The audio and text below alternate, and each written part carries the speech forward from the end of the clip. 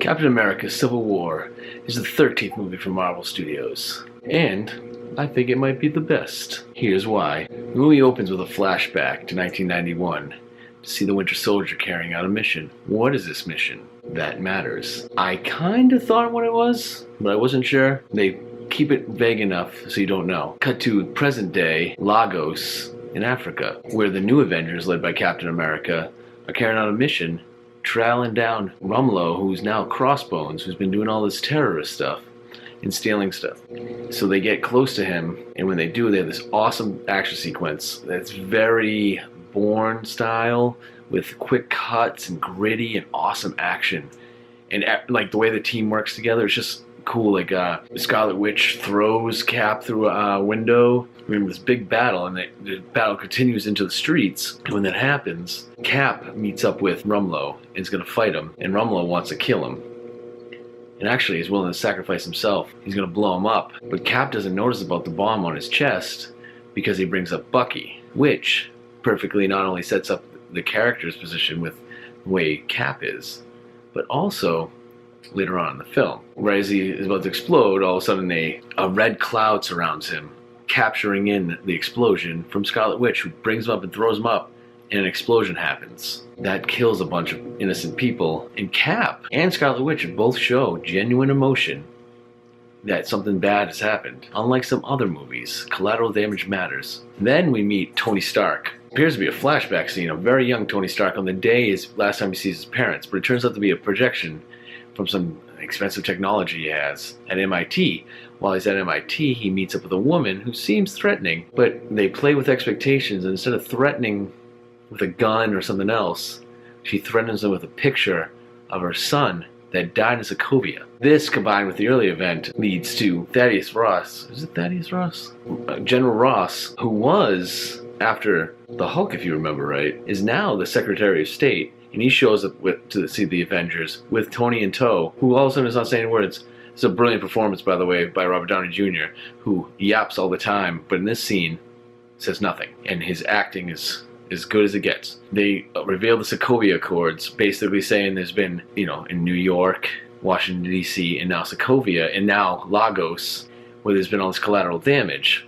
And this is where the two sides start to split. Cap is he doesn't want to be controlled by the government. Obviously, as we've seen in Winter Soldier, he knows that stuff can go bad, because he says the UN is run by people, but he still thinks they have agendas, because they're run by human beings who always have agenda. And Tony thinks they need regulation, and then everybody sides on the sides.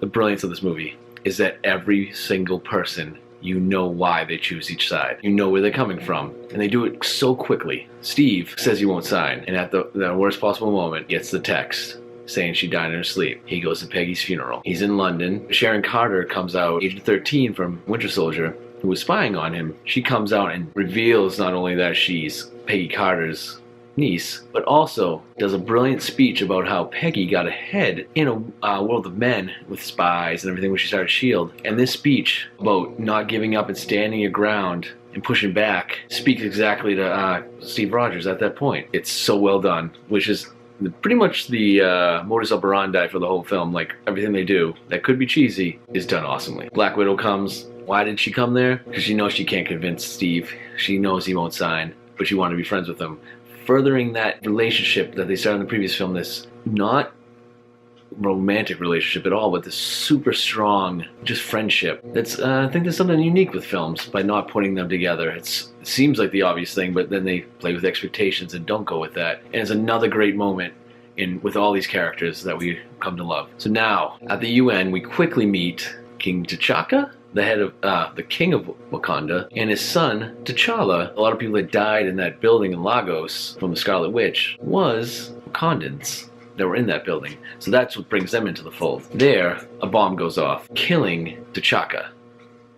So now T'Challa has, vengeance. Like, he wants to get the person who did this, because he just saw his father died, and it's a Disney movie / Marvel movie. So therefore, when I see Marvel movie and superhero movie, parents must die. I can't think of any characters where their parents are both alive. It's just the way it works, right? Then it is leaked to the world footage of Bucky Barnes, the Winter Soldier, being the person responsible for the bombing at the UN. And at that point, T'Challa, now the king, tells The task force and Black Widow, don't worry about it, I'll kill him myself. Steve shows up and calls Black Widow. Well, Black Widow knows he's there because you can hear it on the phone, the sirens in the background. She tells him, don't get involved, you're only going to make things worse. Sharon Carter's working for the CIA on the task force looking for Bucky Barnes after the events of the UN bombing. She hands the lead to Steve Rogers. They have orders to shoot on sight, so give Steve a chance to get to him first. Of course, Steve is partnered with the Falcon because wherever he goes, he just goes slower. Steve shows up at Bucky's apartment, shows up behind Steve. Of course, has the thing like, do you know who I am? And Bucky says, I've read about you at the museum. Steve thinks he's lying. Falcon's telling him that, the military's showing up and that they need to go. And Bucky is told by Steve, this doesn't have to end with the fight, and Bucky says it does. Cut to complete awesome scene. Bombs come in the window, and the way Steve uses his shield to deflect one out and then cover another one, and the way they work together, and how awesome Winter Soldier fights. Down the stairs, and Bucky throws Cap as a weapon out the window at another guy, and they're going back and down, and Steve's like, don't kill anybody, and they're fighting back and forth, and it's just the way the Russo brothers, these guys used to shoot sitcoms. They shot Arrested Development pilot, they shot the Happy Endings pilot, the Community pilot. 3 of the great modern day comedies. Probably the best action directors out there. Combination of The Raid and this other cool stuff is just awesome. And just to watch, that entire sequence is awesome. And then it leads to that tunnel scene that you've seen the commercials for. They kind of spoiled it, but there's still some awesomeness. The way they're running at full speed, but it doesn't look like they're like the Flash running. They're just like running and like covering a lot of space. And that's so gritty, and it goes from a foot chase to a car and motorcycle chase. And that sequence when Winter Soldier grabs the motorcycle one-handed, you can literally spend an hour talking about over a 2.5 hour film that, by the way, whips by. It does not feel like 2.5 hours. How many awesome action sequences or moments that just stick with you, like, remember that moment when he grabbed the motorcycle? Remember when he punched the wall? Black Panther shows up and joins that fight, and he's immediately badass. You fall in love with Black Panther. He can stand his ground with all these characters. He's just been introduced, but he fits right in. They get arrested, but now they got Bucky Barnes. He's captured. And this is when there's this great scene between Steve Rogers and Tony Stark, where he brings out the pens and the old pens, and he wants him to sign the accords, and it almost seems like Steve is gonna give in to sign, but then Tony pushes it because the Scarlet Witch is being held captive, and Cap's like, what is that? Like, that's a sign of being terrible. See, this is the brilliant thing about this movie that I loved, is that we can talk about and have debates about whose side is right. You don't want people to die. Understand Tony's side because he feels responsible for killing that kid. Everything in this movie is the payoff for the other 12 movies. Maybe not so much Guardians of the Galaxy. Everything matters in this movie, and that's the brilliance of it. Iron Man experienced the thing in New York. He had the PTSD in Iron Man 3, and then the Sokovia thing, and just he's responsible for Ultron, so he feels like he needs to be held in check for the first time. Yet he won't check his ego.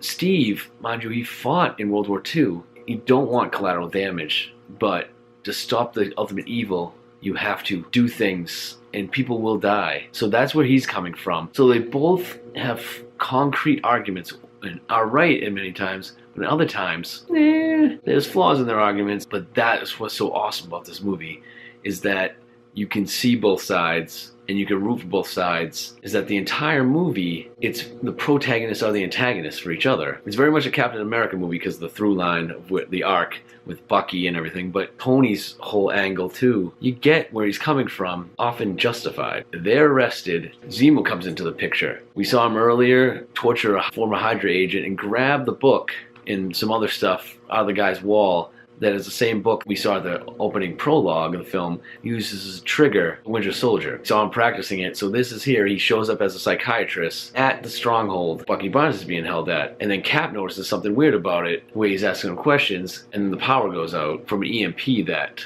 Mr. Zemo had delivered. In the comic books, Zemo is, pink covered, long chain, like Baron Zemo, and he's almost like a Red Skull type villain or whatever. But in this case, he's a manipulator. He's this pull the strings villain. I don't want to get into Batman vs Superman, but this pull the strings over there doesn't really make any sense. Where this one, I think, makes total sense. And I'll talk later on how I feel that some people said that he's not a great villain, but I think he actually was an awesome villain in a unique film where we don't need a ultimate baddie because the protagonists are the antagonists. So he triggers Bucky, and he asks about the event of the date from 1991 that we saw in the prologue.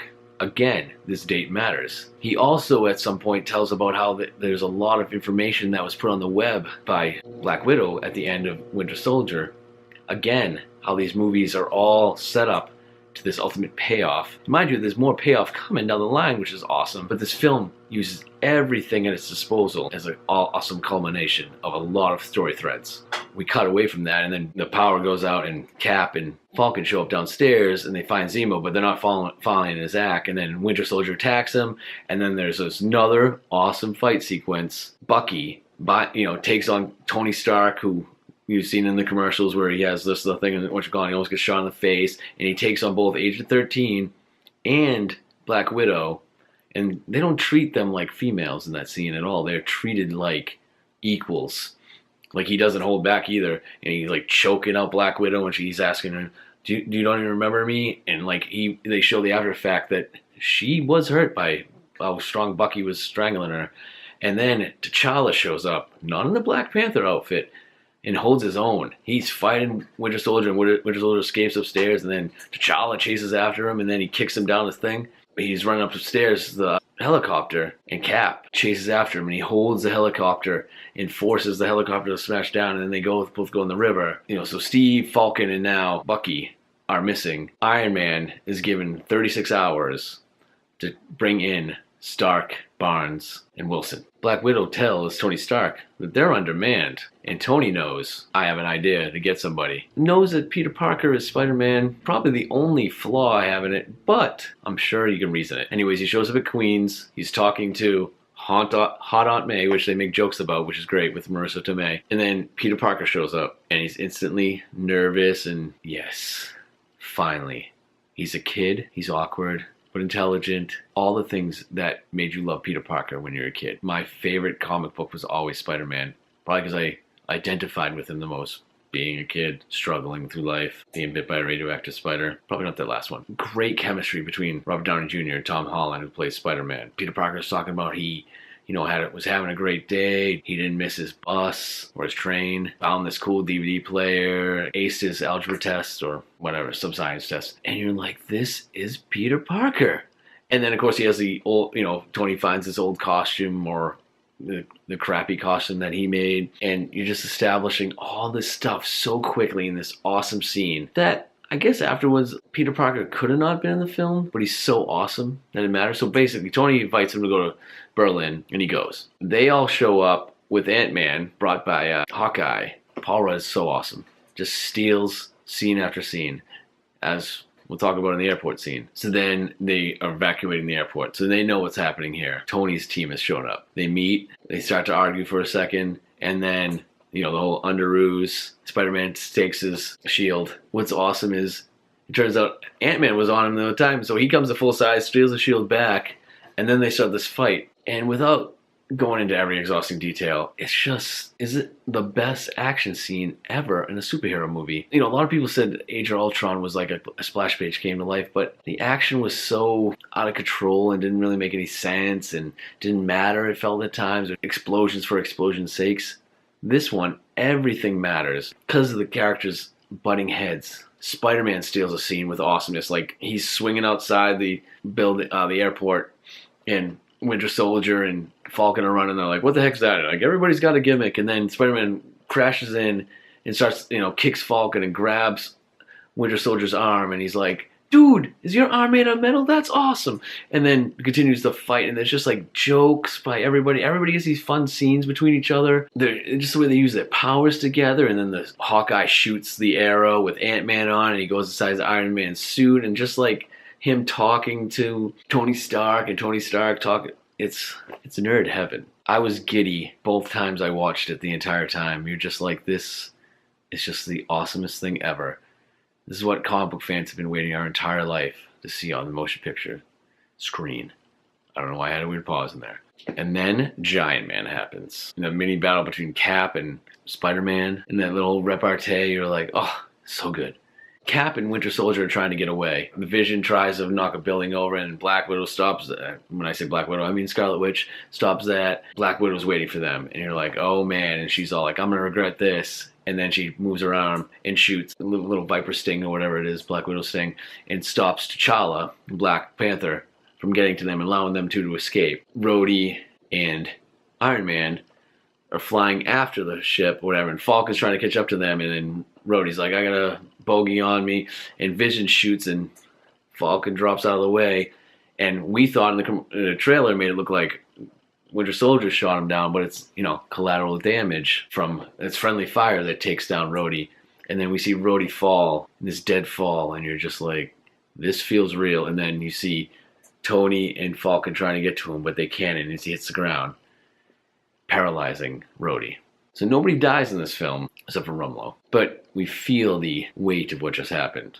So I'm going to backtrack to earlier that I didn't talk about, where we got to see the scene from the stinger from Ant-Man, pun intended. We saw Bucky in the Vice, where we actually get to find out that he wasn't the only Winter Soldier. There's 5 other super deadly ones that were this death squad for Hydra. So we're being set up for like part of this film that there's this crazy evil that only Cap and them know about and needed to stop no matter what. It's not about necessarily saving Bucky, it's about saving everyone, because if these guys become unleashed by Zemo, it's trouble. So they're on their way there. All the rest of the Avengers on Cap's side had basically sacrificed themselves because they knew the mission was about stopping those guys, and they had Cap and Bucky get away.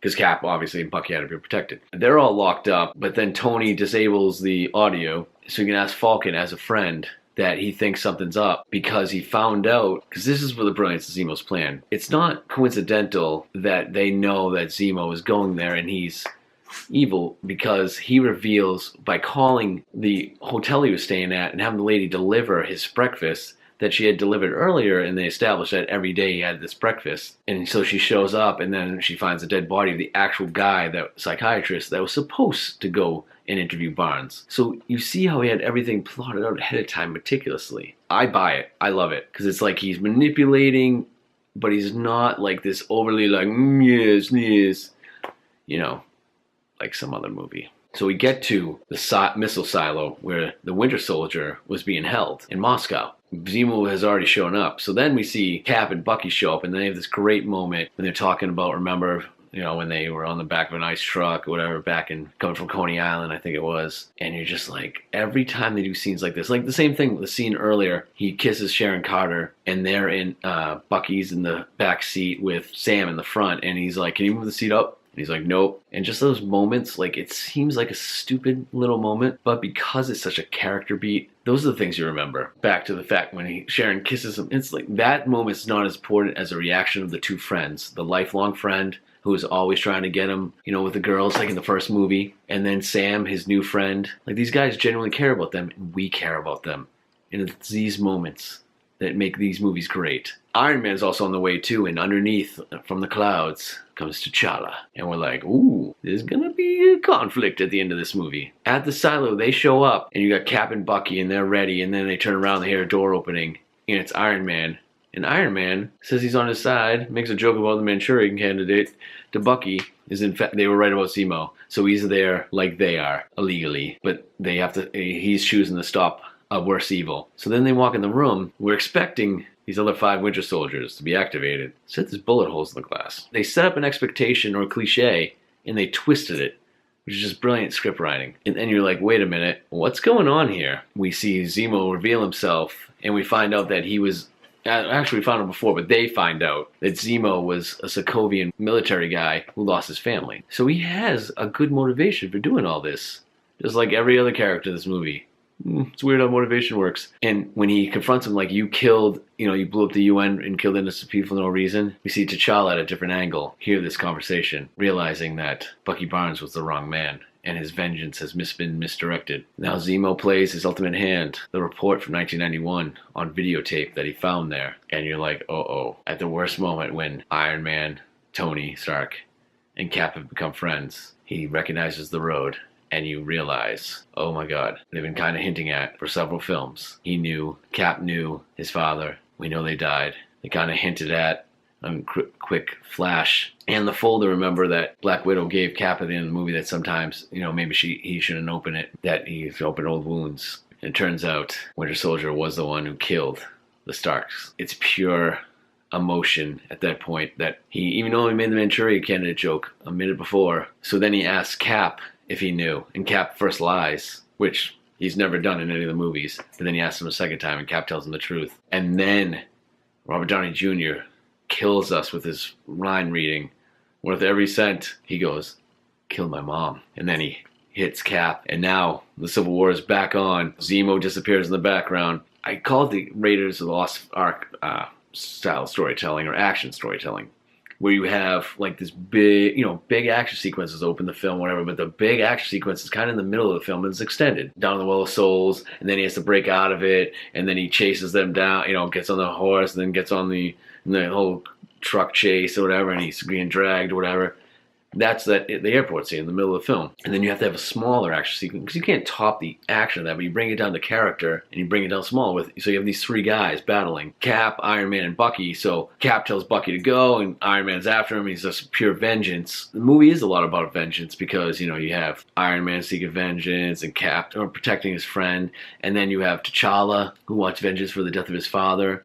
Helmut Zemo, who wants vengeance for the death of his family, and see each one goes about vengeance in a different way in the end. It's smaller, but it matters more because it's these three characters that we love. The guy who killed Tony's parents, Tony being, wanting blood at this point, and then it's almost Cap half wanting to save Bucky from Tony killing him, and trying to save Tony from killing Bucky, because there is no going back from that. How would Tony live with that? You think his PTSD is bad before. So the scene goes back and forth, all this action stuff, and that brutalizing, like the Cap takes out the bottom of his repulsor boots on his, so Iron Man can't fly, and then he knocks another thing, and it's back and forth, and then we get down to the fight where Cap and Iron Man, you see the thing, and then Bucky gives him back his shield, and the three of them going back and forth. Winter Soldier, Bucky grabs a chest plate and is going to rip the power thing out of Tony's armor, and Tony blows off his mechanical arm, and of course Cap has to react to his friend or whatever, so they're fighting some more. Iron Man diagnoses with his computer his fighting style, and is like beating up Cap and actually shoots him with the repulsor thing, which was pretty intense. But then he's gonna like almost go and kill Bucky, and then Cap just like, I'm gonna do this all day, and then, which is a great callback to the first movie. And then he like goes off at him, and he's like smashes his helmet off with the shield, smashes out the power thing. Why can't I think of what it's called? I'm gonna write it at the bottom of the screen because I can't remember. He stops from killing him, and he basically cripples him and makes him just a human because he doesn't have his armor anymore. And then he starts to walk away with his friend Bucky. And there's that whole moment, like, he's my friend and I was your friend too, whatever. So that heartbreaking moment. Cap takes off with, he's carrying Bucky away. And he's like, that shield's made my father, you don't deserve it. Mind you, Tony doesn't seem to care for his father that much. So it's kind of a moment. He's running on pure emotion, whatever. So Cap just drops his shield and walks away. Essentially Captain America no more. Tony's with Rhodey with the mechanical legs trying to help him walk. And then there's some jokery or whatever. We have to see the ramifications of what happened in the movie. And all Cap's side of the Avengers is still locked up. And then Tony receives a package in the mail with a letter from Cap saying he hopes that Tony sees his side of things as well, and that he has to do what he has to do.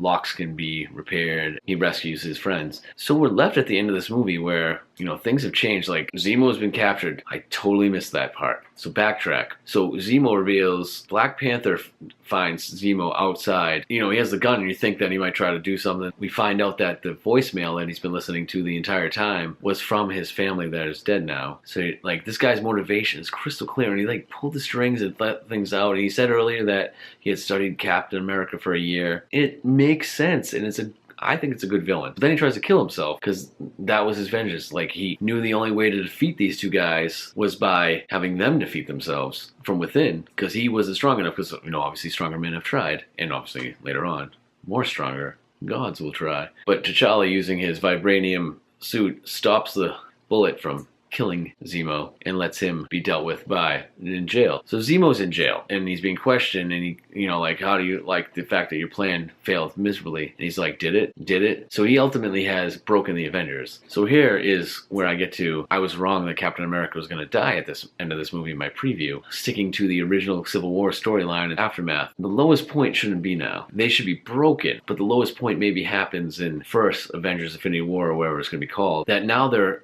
two groups, and Cap's like a criminal, and his teammate's a criminal, so there has to be this event like Thanos coming that's going to bring them back together to overcome that. But I still wouldn't put it past them that Cap, I don't know if he would die at the end of the first Infinity War and maybe come back, or they're going to go with a new storyline. He's stripped of his super serum and becomes just a frail old man, which we know they can make him young, as we saw with the Robert Downey Jr. scene in the beginning of the film. I think that would be wicked cool. So I'm holding out hope that worst moment they yank him away, and now Bucky finally becomes Captain America temporarily until Cap returns to save the day and whatever will be the second Infinity War. So then at the end of the movie, Bucky going under with still missing his arm. I feel like he'll get a vibranium replacement arm, which will be wicked awesome and make Winter Soldier even a cooler character. He's evil, he's not evil, he's awesome. But he puts himself away, in the cryogenic freeze until they can figure out how to get the Hydra implant out of him. And he's left in Wakanda, where maybe T'Challa and his people can make a new vibranium shield for Cap. Maybe he becomes Nomad temporarily. I don't know. But maybe he doesn't need Tony's shield. Or maybe that Tony gives him back the shield in the next Avengers movie. Also awesome. Here's something cool too to think about. What if Bucky is unfrozen to help Black Panther in the Black Panther movie?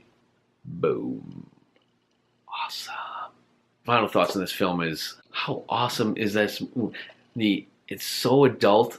Much like The Dark Knight, these adult themes that shouldn't exist in something that is a comic book movie, but they do. So it's very adult at times, but the seriousness is toned back by awesome comedy and great character play and some of the best action we've ever seen, honestly, ever. I can see people still saying Winter Soldier is better. That might be just a preference, but I think it's a culmination of 12 other films. It's some ridiculously cool action, ridiculously awesome nerd comic book moments, Giant Man, the first appearance of the real cinematic Spider-Man, just all this in the Black Panther, and I just go on and on. I'm not going to say it now because I've only seen the movie twice and it's only been open like 5 days. It's up there as the best comic book movie ever with The Dark Knight, and it's more fun than The Dark Knight. The Dark Knight is amazing and a modern masterpiece, but it's a little serious for itself. This movie is the most fun superhero movie ever made. Critically, I have a weird scoring system, but critically, I give it 3.5 out of 4 stars as a movie, and I give it, out of small, medium, and large popcorn for fun and enjoyment while watching the movie, I give it a large popcorn with the refill. So this is a Captain America First Avenger